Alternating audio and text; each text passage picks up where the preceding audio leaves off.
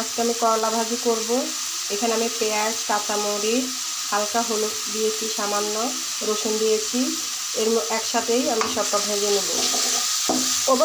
ওভাবেও করা যায়, এভাবেও করা যায়। তা তো আমি বলি যে এভাবেই করে দেখি। সবসময় তো একরকমের রান্না হয় না, ভিন্ন স্বাদে করে দেখি ভালো হয় কি না।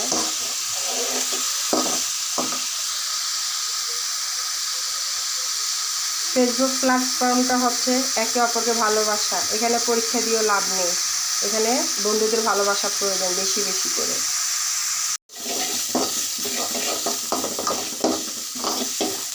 করলা ভাজিটি আমার সবুজে থাকবে, বেশি লাল লাল করবো না, বেশি লাল লাল করলে খেতে ভালো লাগবে না।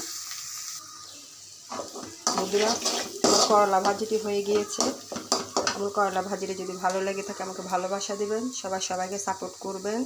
ফেসবুকের কাজটাই হচ্ছে এটাই, বারবার বলতেছি, হিংসা হানাহানি করে লাভ নেই, ভাগ্যে যা আছে তাই হবে। তো সবাইকে ভালোবাসা দিবেন। আল্লাহ হাফেজ।